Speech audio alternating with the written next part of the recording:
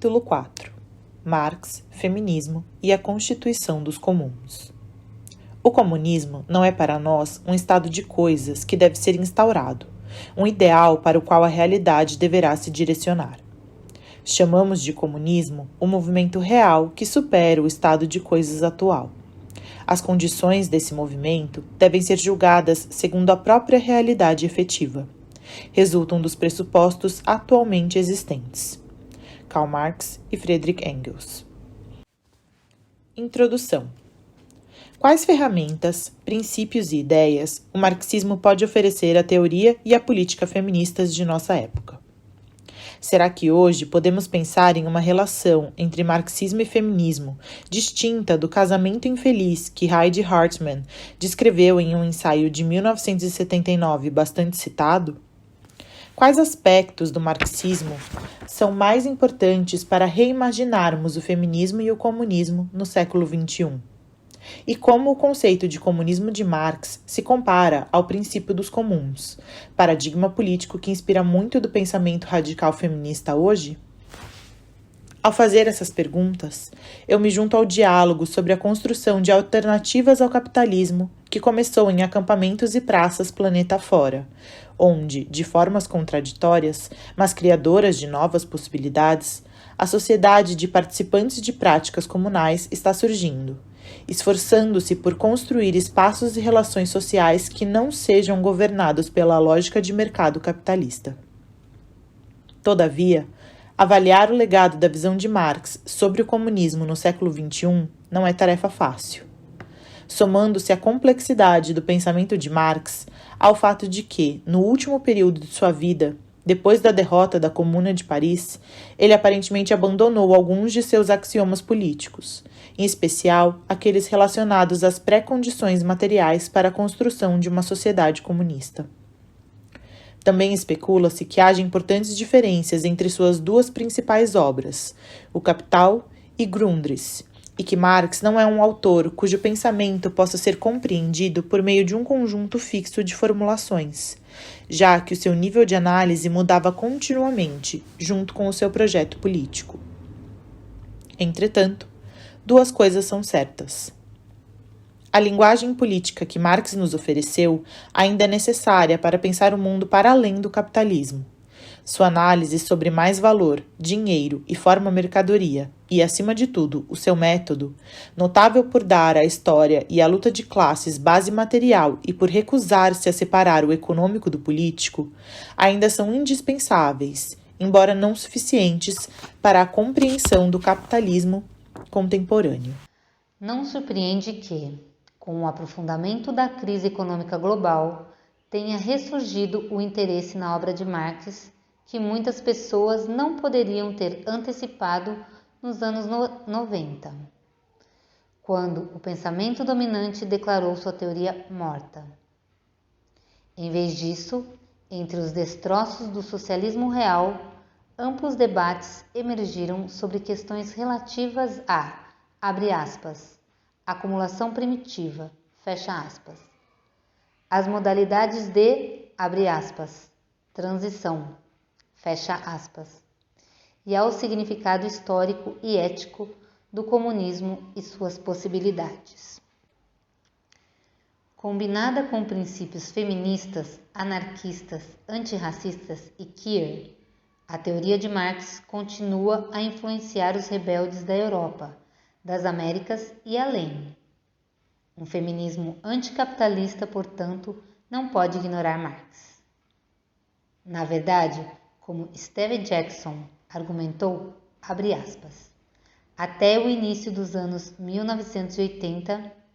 as perspectivas dominantes no interior da teoria feminista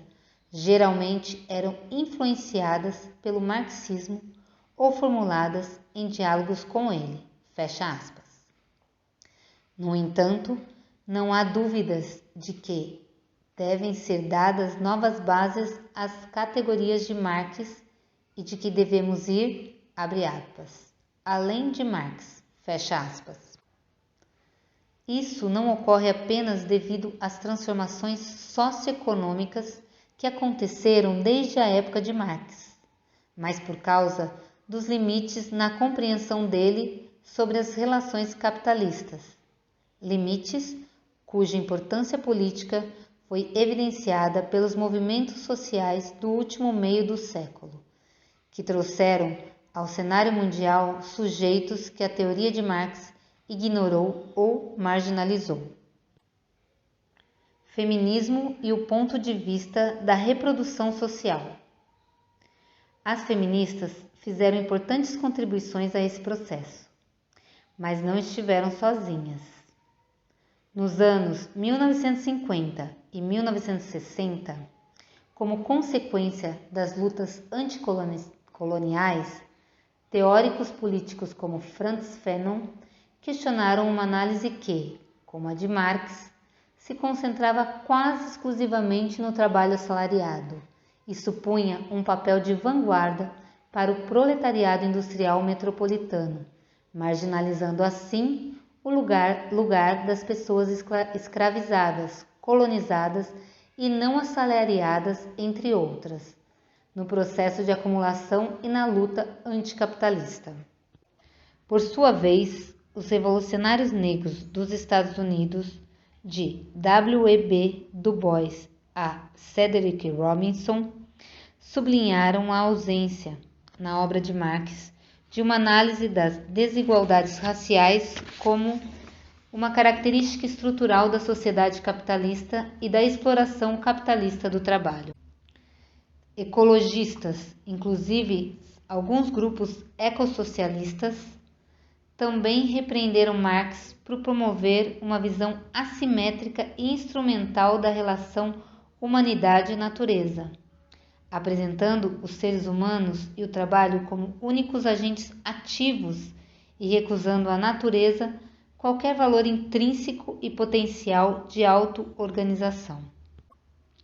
Mas foi com a ascensão do movimento feminista que pôde articular uma crítica mais sistêmica ao marxismo, pois as feministas levaram para o debate não apenas as pessoas não assalariadas do mundo,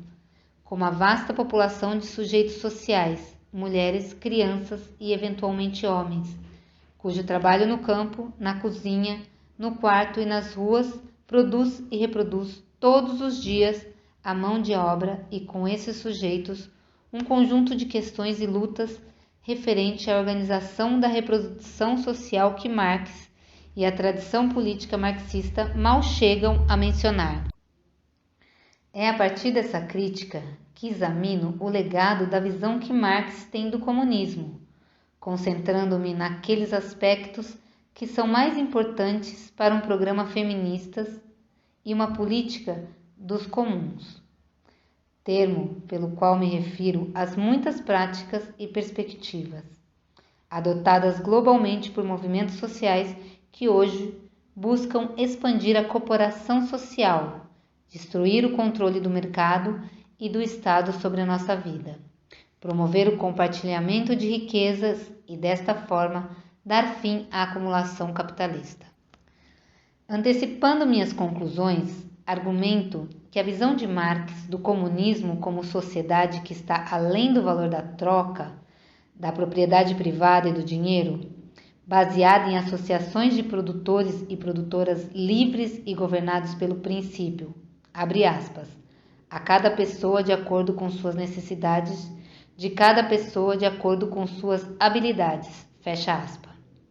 Representa um ideal ao qual nenhuma feminista anticapitalista pode fazer objeções. As feministas também podem aceitar a imagem inspiradora de Marx de um mundo que esteja além da visão social do trabalho, embora talvez queiram garantir que entre a caça matinal, a pesca vespertina e a crítica depois do jantar, abre aspas, a visão de Marx de uma vida satisfatória na sociedade pós-capitalista, fecha aspas. Sobre algum tempo para que todo mundo participe da limpeza e do cuidado com as crianças. Entretanto, a política feminista nos ensina que não podemos aceitar a concepção marxiniana sobre o que constitui trabalho e luta de classes, E, mais fundamental ainda, devemos rejeitar a noção que permeia a maior parte das obras publicadas de Marx, de que o capitalismo é ou foi um estágio necessário da história da emancipação humana,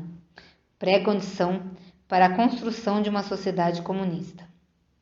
Isso deve ser afirmado de modo consistente, pois a ideia de que o desenvolvimento capitalista amplia tanto a autonomia de trabalhadores e trabalhadoras quanto a cooperação social e, desse modo, opera no sentido da própria dissolução, se mostrou claramente inviável. Muito mais importante para a política feminista que qualquer projeção ideal de uma sociedade pós-capitalista são a crítica implacável de Marx à acumulação capital e o método elaborado por ele, a começar por sua leitura do desenvolvimento capitalista como resultado de relações sociais antagônicas. Em outras palavras, como Roman Rozdolsky e Antônio Negri, entre outros, afirmaram, mais que o revolucionário visionário projetando um mundo em que a libertação foi alcançada, o Marx que nos interessa é o teórico da luta de classes, que recusou qualquer programa político que não fosse enraizado em possibilidades históricas reais e que perseguiu em toda a sua obra a destruição das relações capitalistas, e enxergando a realização do consumo no movimento de abolição do presente estado de coisas. Desse ponto de vista, o método materialista histórico de Marx, segundo o qual, para compreender a história e a sociedade, devemos compreender as condições materiais da reprodução social, é crucial para uma perspectiva feminista. Reconhecer que a subordinação social é um produto histórico enraizado em uma organização específica do trabalho teve um efeito libertador sobre as mulheres. Desnaturalizou a divisão sexual do trabalho e as identidades que se erigiram com base nela, projetando categorias de gênero não apenas como construções sociais, mas como conceitos cujo conteúdo é redefinido com frequência e infinitamente móvel, indeterminado, sempre carregado politicamente. De fato, muitos debates feministas sobre a validade das mulheres como categoria analítica e política poderiam ter sido solucionados com facilidade se esse método fosse aplicado, pois ele nos ensina que é possível expressar um interesse comum sem atribuir formas fixas e unificadas de comportamento e condição social. Analisar a posição social das mulheres sobre o prisma da exploração capitalista do trabalho também revela a continuidade entre discriminação de gênero e discriminação de raça e nos possibilita transcender a política de direitos que pressupõe a manutenção da ordem social existente e falha em confrontar as forças sociais antagônicas presentes no caminho da liberação das mulheres. Entretanto, como muitas feministas demonstraram, Marx não aplicou seu próprio método de forma consistente, ao menos não na questão da reprodução e das relações de gênero, conforme demonstraram as teóricas do movimento Wages for Housework, Maria Rosa Dalla Costa, Selma James e Leopoldina Fortunati, e teóricas ecofeministas como Maria Miles e Ariel Saleh. Existe uma nítida contradição no cerne do pensamento de Marx. Embora tome a exploração do trabalho como o elemento-chave na produção da riqueza capitalista, ele também deixa de fora da teorização algumas atividades e relações sociais que são essenciais para a produção da força de trabalho, como o trabalho sexual, a procriação, cuidado das crianças e o trabalho doméstico. Marx reconhece que nossa capacidade de trabalho não é dada, e sim produto da atividade social, que sempre assume uma forma histórica, pois fome é fome, mas uma fonte que é saciada pela carne cozida, comida com garfo e faca, é diferente da fome que devora a carne crua com a ajuda de mãos, unhas e dentes. Mesmo assim, não encontramos em sua obra publicada qualquer análise sobre o trabalho doméstico, a família e as relações de gênero específicas do capitalismo, exceto reflexões esparsas no sentido de que a primeira divisão do trabalho estava no ato sexual, de que a escravidão é latente na família, e assim por diante. No livro 1 de O Capital, o trabalho sexual nunca é considerado mesmo na forma remunerada, já que as prostitutas são excluídas ao lado de pessoas criminosas e desocupadas, até mesmo da esfera de miseráveis, associadas ao lumpenproletariado, que, em O 18 de Brumário, Marx menosprezou como eternamente incapaz de transformar a própria condição social. O trabalho doméstico é tratado em 2 notas de rodapé. Uma registra seu desaparecimento das casas das mulheres operárias, sobrecarregadas durante a Revolução Industrial, e a outra observa que a crise provocada pela Guerra Civil nos Estados Unidos levou as trabalhadoras do setor têxtil da Inglaterra de volta às suas obrigações domésticas. A procriação é geralmente tratada como função natural e não como uma forma de trabalho, que no capitalismo está subordinada à reprodução da mão de obra e, portanto, sujeita à regulação estatal específica. Mesmo quando apresenta sua teoria de superpopulação relativa, Marx mal menciona o interesse do capital e do Estado na capacidade reprodutiva das mulheres, atribuindo a determinação de uma superpopulação às exigências da inovação tecnológica. Ainda que argumente com a exploração de crianças trabalhadoras, estabelece um acréscimo à produção.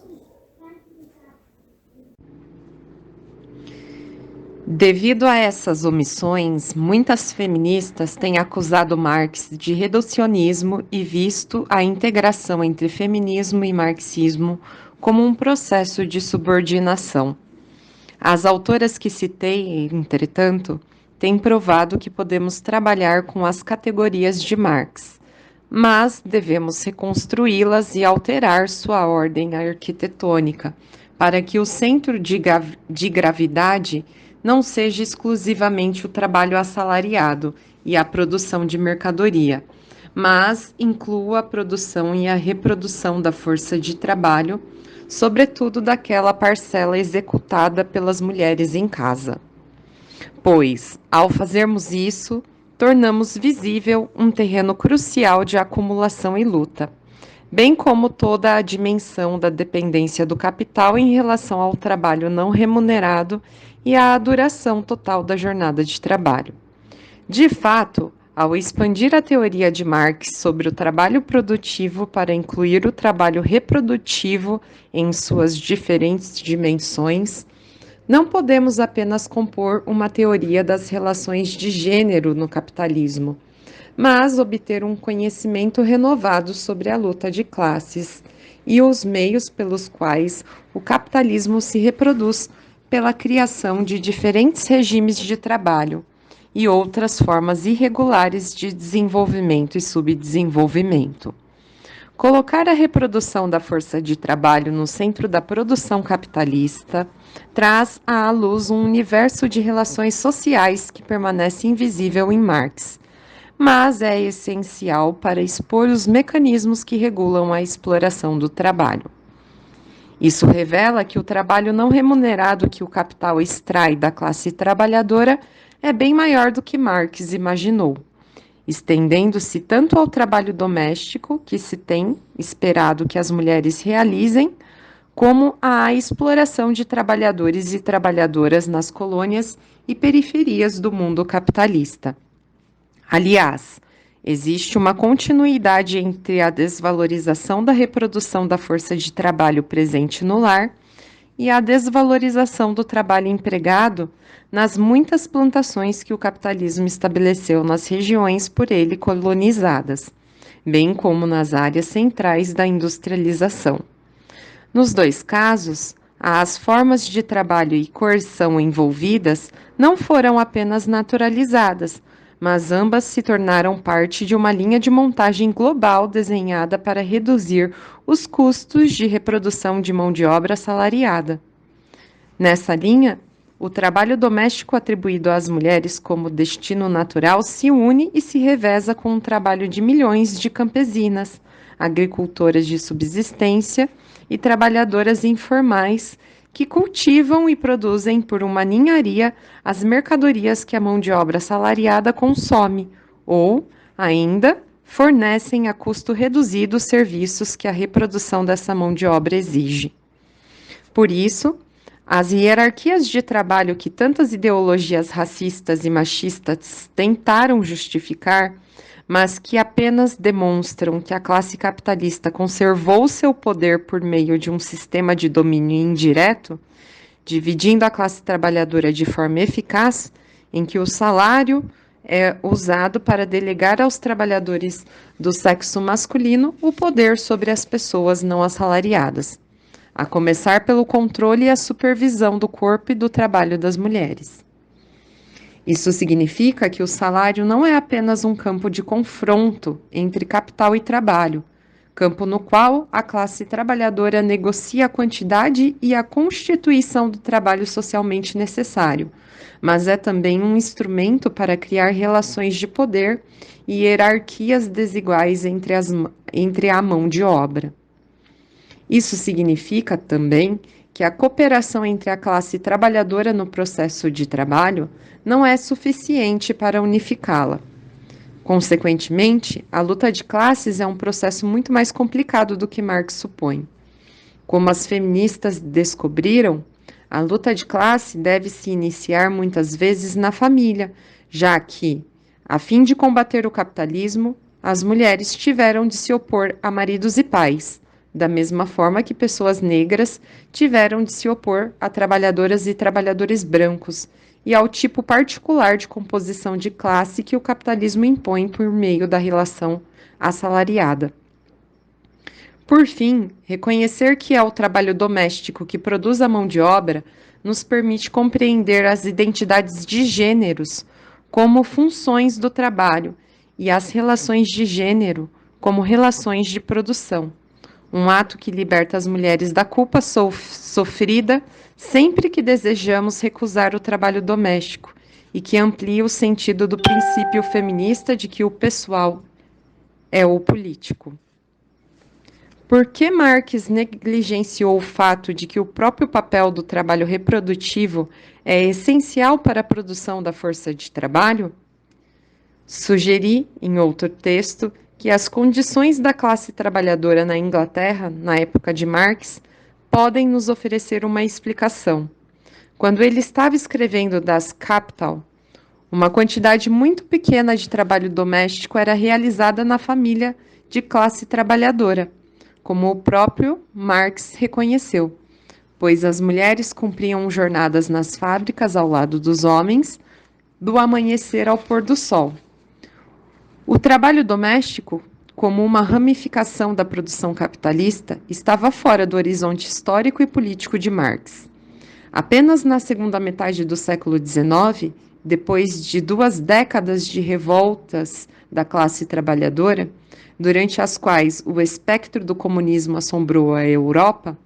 a classe capitalista começou de fato a investir na reprodução da força de trabalho junto com um deslocamento da forma de acumulação da indústria leve, baseada na produção têxtil, para a pesada, baseada no carvão e no aço, exigindo uma disciplina de trabalho mais intensiva e mão de obra menos extenuada. Como escrevi em um artigo recente, abre aspas, em termos marxianos, podemos dizer que o desenvolvimento do trabalho reprodutivo e a consequente emergência da dona de casa proletária em tempo integral foram, em parte, resultados da transição da extração do mais-valor absoluto para o relativo, como um modo de exploração do trabalho, fecha aspas. Foram resultado da mudança de um sistema de exploração baseado em um prolongamento absoluto da jornada de trabalho para outro em que a redução da jornada seria compensada por uma revolução tecnológica que intensificou a taxa de exploração. Um fator-chave dessa mudança foi, certamente, o temor dos capitalistas de que a superexploração à qual trabalhadoras e trabalhadores estavam submetidos devido ao prolongamento absoluto da jornada de trabalho e aos salários minguados, estivesse levando à extinção da classe trabalhadora e influenciando a recusa das mulheres ao trabalho doméstico e ao cuidado das crianças, um tema frequente nos relatórios oficiais que o governo inglês solicitou a partir dos anos 1840 para avaliar as condições e o estado de saúde da mão de obra fabril. Foi nesse entrecruzamento que se introduziu uma reforma trabalhista, por meio de uma série de leis das fábricas, que, em primeiro lugar, reduziu e depois eliminou a contratação de mulheres pelas fábricas e aumentou substancialmente, em 40% até o fim do século, o salário masculino. Nesse sentido, o nascimento da dona de casa proletária trabalhando em tempo integral, fenômeno que o Fordismo acelerou, pode ser interpretado como uma tentativa de reduzir ao salário dos homens, sob a forma de uma grande quantidade de trabalho não remunerado realizado pelas mulheres, os bens comunais que eles perderam com o advento do capitalismo. O estado miserável do proletariado industrial, que Engels retratou poderosamente em A Situação da Classe Trabalhadora na Inglaterra, de 45, explica em parte por que o trabalho doméstico é quase inexistente em sua obra. É provável, entretanto, que Marx também tenha ignorado o trabalho doméstico,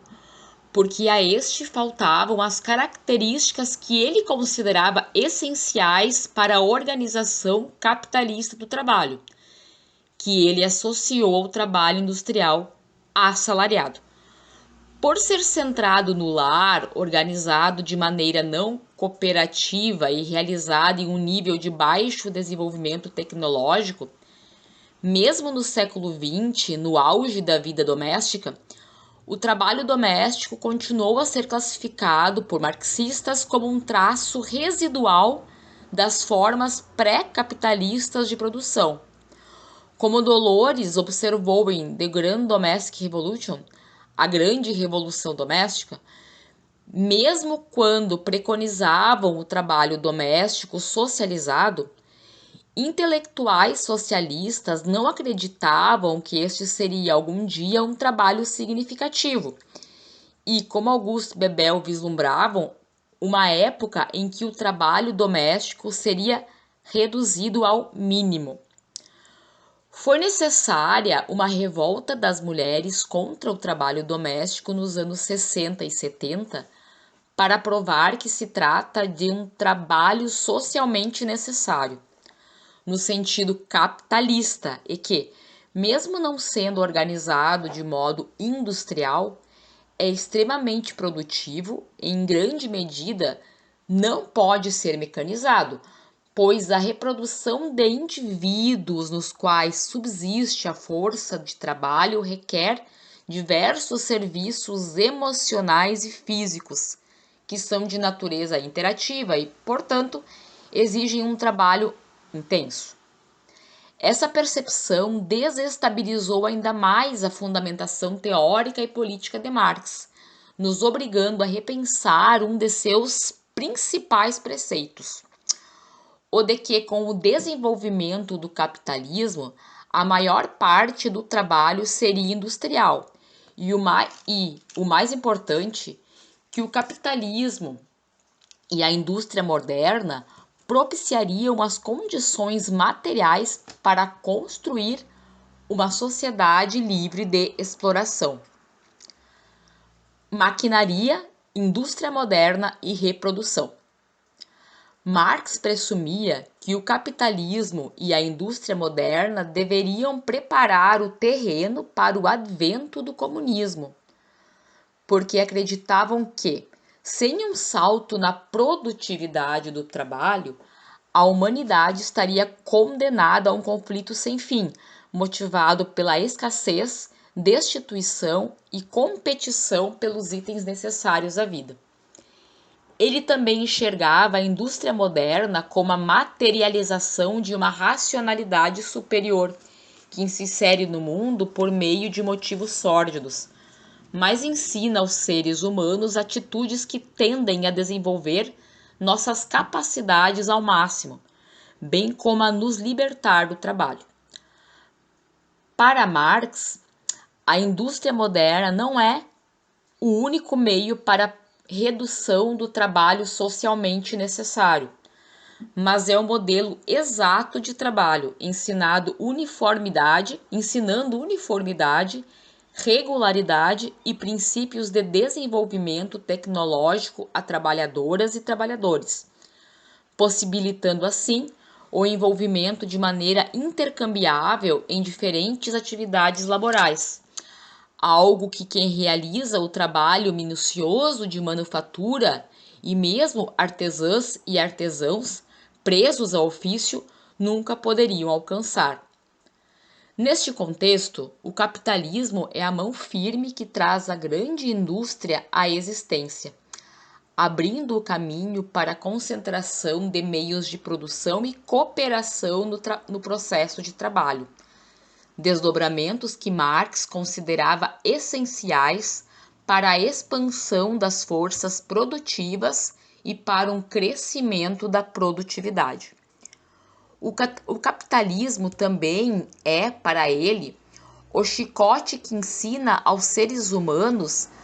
as exigências da autogestão, como a necessidade de produzir além da subsistência e a capacidade de cooperação social em larga escala. A luta de classes representa um papel importante nesse processo. A resistência de trabalhadores e trabalhadoras à exploração obriga a classe capitalista a revolucionar a produção de modo a economizar ainda mais o trabalho em uma espécie de condicionamento mútuo, reduzindo continuamente o papel do trabalho na produção de riqueza e substituindo com máquinas as tarefas dos quais os seres humanos têm tentado escapar ao longo da história. Marx acreditava que, uma vez que esse processo estivesse concluído, uma vez que a indústria moderna reduzisse o trabalho socialmente necessário a um mínimo, se iniciaria uma era em que poderíamos, enfim, controlar a existência e o meio ambiente natural, e não seríamos capazes apenas de satisfazer necessidades, mas teríamos liberdade para dedicar tempo a atividades mais elevadas. Ele não explicou como se daria essa ruptura, exceto por meio de uma série de imagens metafóricas sugestivas de que, uma vez completamente desenvolvidas, as forças produtivas romperiam a casca que as envolve, desencadeando uma revolução social. De novo, ele não determina como poderíamos reconhecer quando as forças produtivas deveriam estar maduras o suficiente para a revolução, sugerindo apenas o ponto de virada. Viriam com a expansão mundial das relações capitalistas, quando a homogeneização e a universalização das forças produtivas e das capacidades correspondentes do proletariado alcançassem uma dimensão global. A visão de Marx de um mundo no qual os seres humanos podem usar máquinas para se libertar da necessidade e do trabalho árduo é em que o tempo livre se torna uma medida na riqueza mostrou-se bastante atraente. A ideia de André Gorz de uma espécie de uma sociedade pós-industrial sem trabalho, no qual as pessoas se dedicam ao próprio desenvolvimento, deve muito a tal visão. Testemunha também o fascínio entre marxistas autonomistas de origem italiana por Fragmentos sobre as Máquinas, texto em que essa visão é apresentada com mais ousadia. Antônio Negri, em especial, em Marx além de Marx, destacou-a como o aspecto mais revolucionário da teoria de Marx. De fato, as páginas do caderno 6 e 7, em que Marx descreve um mundo no qual a lei do valor deixou de operar, já que a ciência e a tecnologia eliminaram o trabalho vivo do processo de produção e trabalhadoras e trabalhadores atuam supervisionando as máquinas, são impressionantes em seu poder de antecipação. Ainda assim, sobretudo como feministas, podemos hoje perceber como são ilusórios os poderes que um sistema automatizado de produção coloca à nossa disposição. Percebemos que o sistema industrial, supostamente produtivo ao máximo, que Marx admirou, foi na realidade um parasita da terra, de tipo nunca visto na história da humanidade, e que agora a consome a uma velocidade que obscurece o futuro, estando à frente de uma época no reconhecimento da interação entre humanidade e natureza, como Ariel Salé assinalou. Marx intuiu tal processo observando que a industrialização da agricultura esgota tanto o solo quanto a mão de obra. Mas ele, obviamente, acreditava que essa tendência poderia ser revertida, que os meios de produção, depois de tomados por trabalhadoras e trabalhadores, poderiam ser redirecionados para servir a objetivos positivos e usados para expandir a riqueza social e natural, em vez de esgotá-la, e que a morte do capitalismo era tão iminente a ponto de limitar o dano que um processo de industrialização atrelado ao lucro causava à terra. Por todos esses motivos, Marx estava profundamente enganado. Máquinas não são produzidas por máquinas, em uma espécie de imaculada conceição. Tomando o computador, por exemplo, vemos que essa máquina tão comum é um desgaste ecológico, exigindo toneladas de terra e água e uma imensa quantidade de trabalho humano para ser produzida. Multiplicada na ordem dos bilhões, devemos concluir que, como as ovelhas na Inglaterra do século XVI, as máquinas estão devorando a terra. E é um ritmo tão acelerado que, mesmo se a revolução acontecesse no futuro próximo, o trabalho exigido para tornar este planeta novamente habitável seria estarrecedor.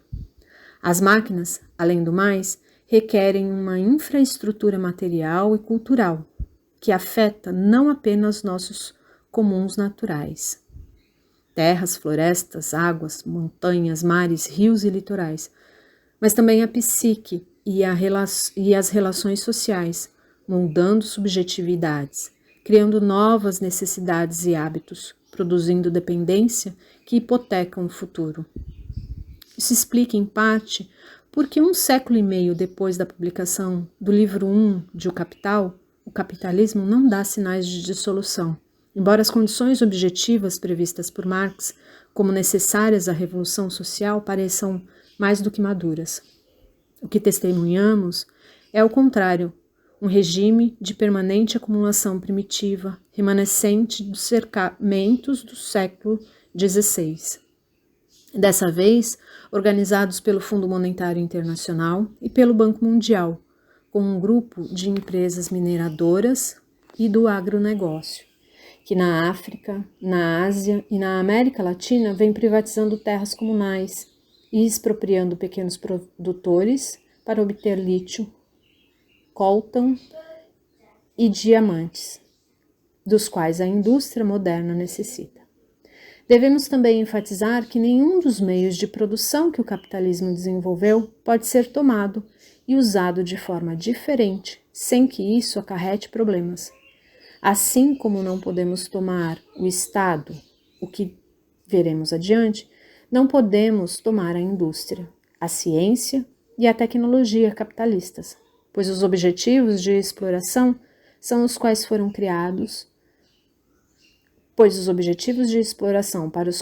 criados moldam sua constituição e seu modo de operação. O fato de que não se pode simplesmente tomar posse da indústria e da tecnologia modernas e reprogramá-las para propósitos diferentes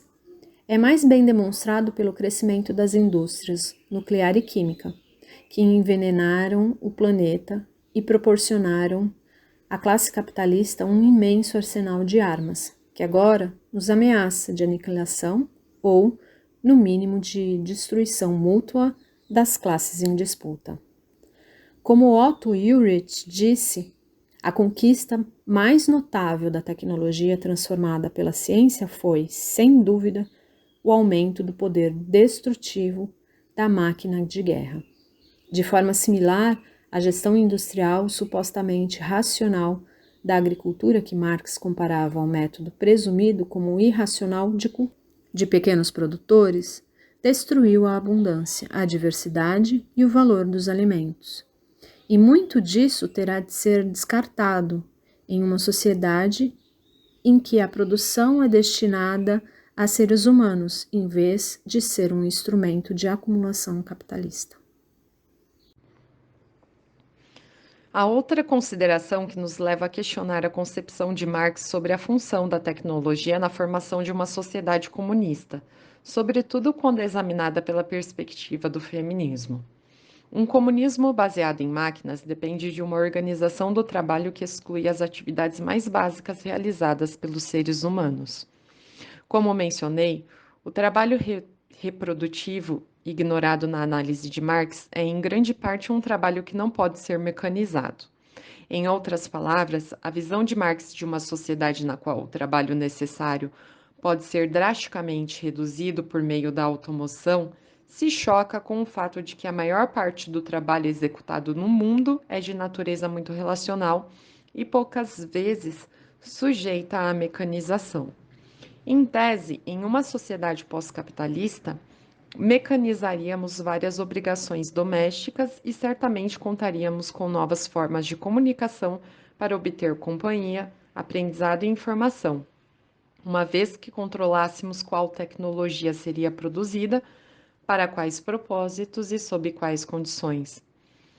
Mas como podemos mecanizar as tarefas de banhar, acariciar, consolar, vestir e alimentar uma criança, prestar serviços sexuais ou ajudar aquelas pessoas enfermas ou idosas que não são autossuficientes? Qual máquina poderia incorporar as habilidades e os afetos necessários para essas tarefas?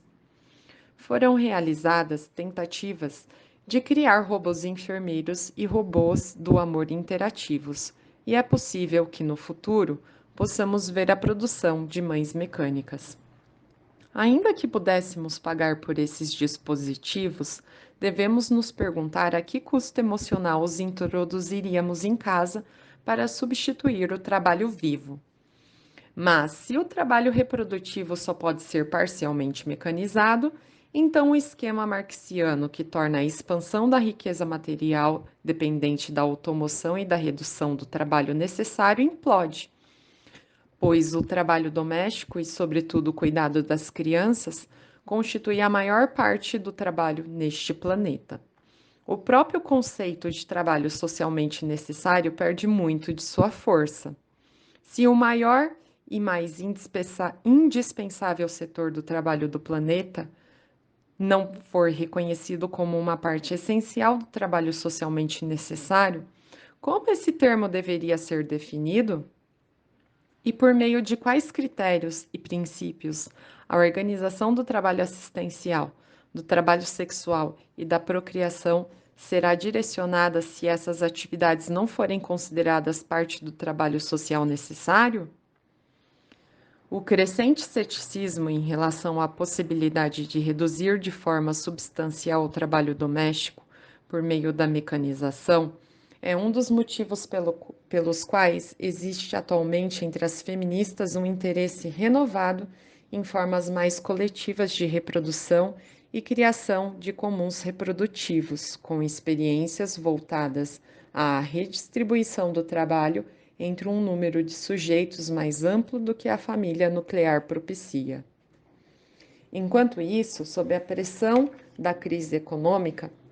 as lutas em defesa de nossos comuns naturais, terras, águas, florestas e a criação de atividades comunais, por exemplo, coletivização das compras e do preparo de alimentos, horticultura urbana, estão se multiplicando. Também é significativo que, abre aspas, não obstante a colonização e a transferência de tecnologia, a maior parte das necessidades diárias do mundo continua sendo suprida por mulheres do terceiro mundo, produtoras agrícolas trabalhando fora da lógica monetária, fecha aspas, e com insumos tecnológicos muito limitados, muitas vezes cultivando terras públicas ociosas. Numa época de programas de austeridade genocidas, é o trabalho dessas mulheres agricultoras que faz a diferença entre a vida e a morte para milhões de pessoas. Ainda assim, esse é exatamente o tipo de trabalho orientado à subsistência que Marx acreditava que deveria ser eliminado, já que ele considerava a racionalização da agricultura, isto é, sua organização em larga escala e com base científica, abre aspas, um dos grandes méritos do modo de produção capitalista, fecha aspas, e afirmava que essa racionalização só era possível por meio da expropriação do produtor direto. Sobre o mito do caráter progressivo do capitalismo. Embora seja pertinente fazer uma crítica à teoria de Marx relativa ao poder da industrialização de libertar a humanidade do trabalho árduo e da necessidade, há outras razões pelas quais a crença dele no caráter necessário e progressivo do capitalismo deve ser rejeitada. Primeiro, essa teoria subestima o conhecimento e a riqueza produzidos pelas sociedades não capitalistas, e quanto o capitalismo construiu seu poder apropriando-se deles. Uma ponderação essencial para não nos deixarmos hipnotizar pelo avanço capitalista do conhecimento, nem nos deixarmos paralisar em nossa vontade de sair dele. De fato, é politicamente importante recordarmos que as sociedades que o capitalismo destruiu, milhares de anos antes do advento da mecanização, alcançaram altos níveis de conhecimento e tecnologia, aprendendo a navegar os mares através das vastas extensões de água, descobrindo, a partir de observações noturnas, as principais constelações astrais, inventando as plantações que sustentaram a vida humana no planeta. Atestemos a fantástica diversidade de sementes e plantas que as populações nativas das Américas foram capazes de desenvolver, alcançando um domínio em tecnologia agrícola até agora insuperável, com mais de 200 variedades de milho e batata cultivadas apenas na Mesoamérica, um forte contraste com a destruição da diversidade que testemunhamos pela ação da agricultura capitalista cientificamente organizada de nosso tempo. O capitalismo não inventou a cooperação social ou o intercâmbio de larga escala, como Marx chamou as trocas comerciais e culturais. Pelo contrário, o advento do capitalismo destruiu sociedades que estavam ligadas por relações comunais de propriedade e formas de trabalho cooperativas, bem como por grandes redes de trocas comerciais. Do Oceano Índico aos Andes, sistemas de trabalho altamente cooperativos eram a norma antes da colonização. Podemos nos lembrar do sistema Ailu, na Bolívia e no Peru, e dos sistemas de terras comunais na África, que sobreviveram até o século XXI, todos em contraposição à visão de Marx sobre o isolamento da vida rural. Da mesma forma, na Europa, o capitalismo destruiu uma sociedade de bens comunais, assentada materialmente não apenas no uso compartilhado da terra e nas relações coletivas de trabalho, mas na luta diária contra o poder feudal, que criou novas formas cooperativas de vida, como as experimentadas pelos movimentos hereges, cátaros, valdenses, que analisei em Caliban e a Bruxa. Não por acaso, o capitalismo só conseguiu prevalecer por meio de extrema violência e destruição,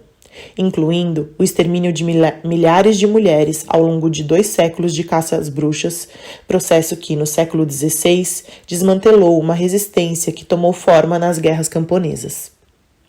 Longe de ser portador de progresso, o desenvolvimento do capitalismo foi a contra-revolução, uma vez que aniquilou o surgimento de novas formas de comunalismo produzidas na luta, bem como daquelas que existiam nas propriedades feudais com base no uso compartilhado dos comuns. Acrescentemos que é necessário muito mais do que o desenvolvimento da grande indústria para fomentar a combinação revolucionária e a associação de produtores e produtoras livres que Marx imaginou no fim do livro 1 de O Capital.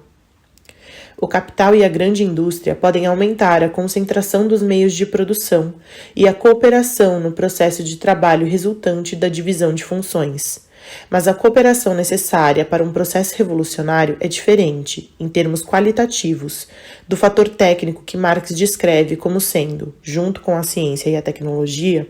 a forma básica do modo de produção capitalista.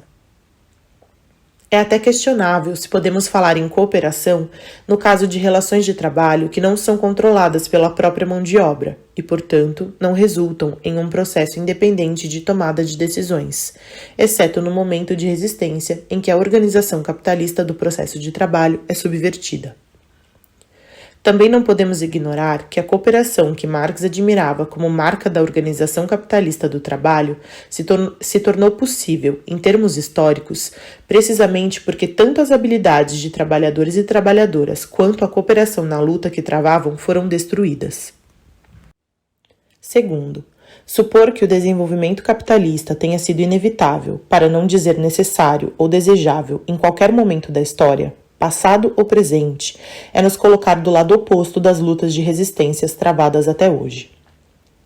Ao olharmos sob a perspectiva da libertação humana, podemos dizer que hereges, anabatistas, escavadores e escavadoras de minas, quilombolas e todos os sujeitos rebeldes que resistiram aos cercamentos de seus bens comunais ou lutaram para constituir uma ordem social igualitária, escrevendo em suas bandeiras, como Thomas Müntzer, Omnia sunt communia, todas as propriedades deveriam ser mantidas em comum. Estavam do lado errado da história? Essa não é uma pergunta insignificante, pois a extensão das relações capitalistas não é coisa do passado, mas um processo contínuo que ainda exige sangue e fogo e ainda gera imensa resistência, que, sem dúvida, detém a subsunção capitalista de todas as formas de produção na Terra, bem como a extensão do trabalho remunerado. Terceiro, postular que o capitalismo é necessário e progressivo é subestimar um fato sobre o qual insisti ao longo deste capítulo. O desenvolvimento capitalista não é, ou não é primariamente, o desenvolvimento das capacidades humanas e, acima de tudo, da capacidade de cooperação social, como Marx previa. É, na verdade, o desenvolvimento de relações de poder desiguais, hierarquias e divisões que, por sua vez, geram ideologias, interesses e subjetividades que constituem uma força social destrutiva. Não por acaso, diante do mais orquestrado impulso neoliberal de privatizar os recursos comunais e públicos remanescentes, foram as comunidades mais coesas, não as mais industrializadas, que conseguiram resistir e, em alguns casos, reverter a onda de privatizações. Como demonstraram as lutas dos povos indígenas, a luta de Quichuas e Aimaras contra a privatização da água na Bolívia, as lutas do povo Ua na Colômbia contra a destruição de suas terras pela prospecção de petróleo, entre outros exemplos. Não é nos lugares onde o desenvolvimento capitalista é mais elevado, mas naqueles onde os laços comunitários são mais fortes, que a expansão capitalista é interrompida e até forçada a retroceder.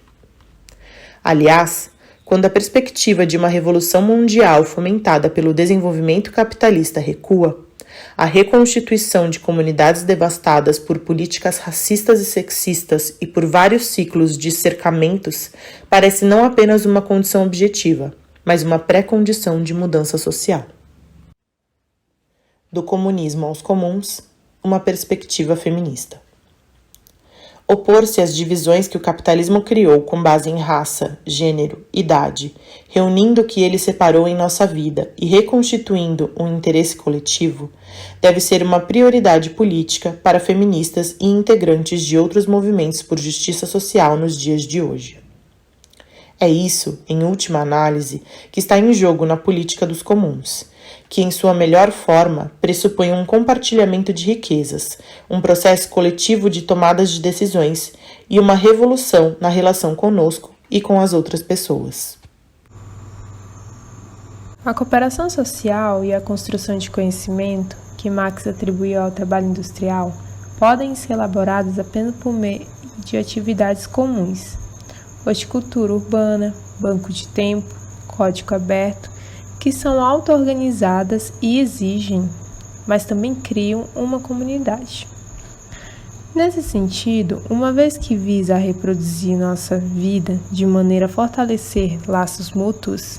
e estabelecer limites à acumulação de capital,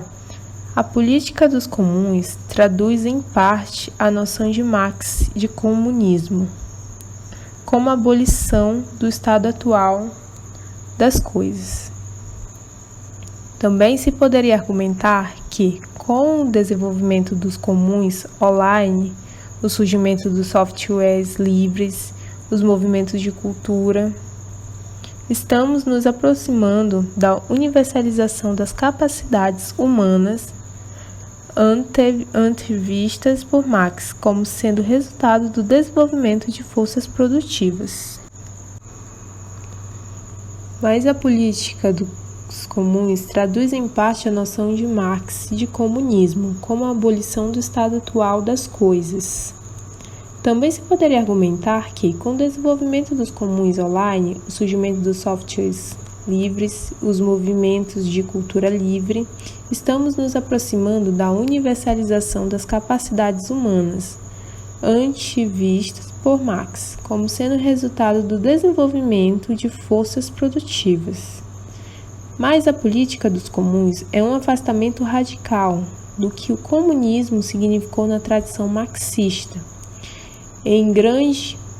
parte da obra de Marx, começando pelo Manifesto Comunista. Várias diferenças cruciais entre a política dos comuns e o comunismo vêm à tona, sobretudo quando consideramos essas forças políticas do ponto de vista feminista e ecológico. Conforme o que é discutido por autoras feministas como Vandana Shiva, Maria Mies e Ariel Salem,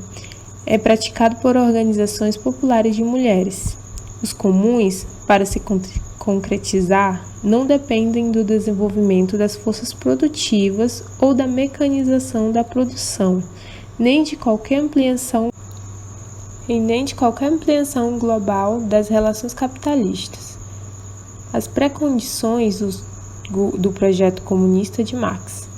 Pelo contrário, os comuns enfrentam as ameaças que o desenvolvimento capitalista lhe impõe e revalorizam conhecimentos e tecnologias locais e específicos. Não pressupõe a existência de uma ligação necessária entre o desenvolvimento científico, tecnológico e moral, intelectual, premissa salientada na concepção de riqueza social de Marx. No centro de seu projeto político, os comuns também situam a reestruturação da reprodução como terreno crucial para transformar as relações sociais, subvertendo assim a estrutura de valor da organização capitalista do trabalho, e tentam especialmente romper o isolamento que caracterizou o trabalho doméstico no capitalismo, sem ter em vista sua reorganização em escala industrial, mas considerando a criação de formas mais cooperativas do trabalho de cuidado. Comuns é um termo enunciado no plural, em consonância com o que os zapatistas promoveram com o lema "um não, muitos sims", que reconhece a existência de diversas trajetórias históricas e culturais e a multiplicidade de resultados compatíveis com a abolição da exploração. Pois, embora se reconheça que a circulação de ideias e de conhecimentos tecnológicos possa ser uma força histórica positiva, a perspectiva de universalização de conhecimentos, instituições e formas de comportamento é cada vez mais contraposta, não apenas como legado colonial, mas como projeto alcançável somente pela destruição de vidas e culturas locais. Acima de tudo, para existir, os comuns não dependem de um Estado que os encoraje. Embora ainda exista em círculos radicais um desejo persistente de que o Estado seja uma figura de transição, presumivelmente necessária para erradicar interesses capitalistas entrincheirados e dirigir os elementos da nação que exigem planejamento em larga escala: água, eletricidade, serviços de transporte e etc. A figura do Estado está hoje em crise, não apenas nos círculos feministas e radicais. De fato, a popularidade da política dos comuns está diretamente relacionada à crise da figura do Estado, que foi dramaticamente evidenciada pelo fracasso do socialismo real e da internacionalização do capital. Como John Rawls colocou brevemente em Mudar o Mundo sem tomar o poder, imaginar que podemos usar o Estado para promover um mundo mais justo é atribuir-lhe uma existência autônoma, abstraída de sua rede de relações sociais, que, de maneira intrinsecável, o vinculam à acumulação de capital e o obrigam a reproduzir os conflitos e mecanismos da exclusão social, e também ignorar o fato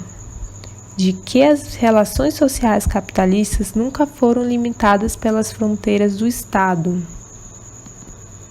mas são constituídas globalmente. Além disso, com o proletariado mundial cíntico por hierarquias de gênero e raça, a ditadura do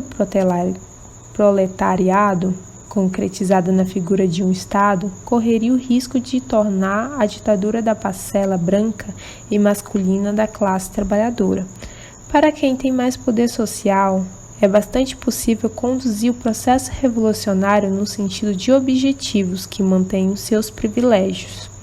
Após décadas de expectativas e processos eleitorais frustrados, existe agora um profundo desejo, especialmente entre as pessoas mais jovens em todos os países, de recuperar o poder de transformar nossa vida, recuperar o conhecimento e a responsabilidade que, em um Estado proletariado, transferíamos a uma instituição abrangente que, ao nós representar, nos substituiria. Essa seria uma manobra desastrosa, pois em vez de criarmos um mundo novo, perderíamos o processo de autotransformação indispensável para qualquer nova sociedade e reconstituiríamos as mesmas condições que hoje nos tornam pessoas passivas, mesmo diante dos casos mais flagrantes de injustiça institucional.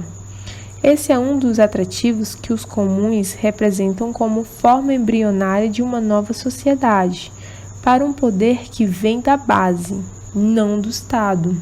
e que se fundamenta na cooperação e nas formas coletivas de tomada de decisão,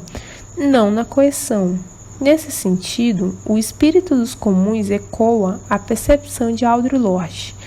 de que as ferramentas do mestre jamais irão derrubar a casa do mestre. E acredito que, se Marx estivesse vivo hoje, ele concordaria com essa afirmação,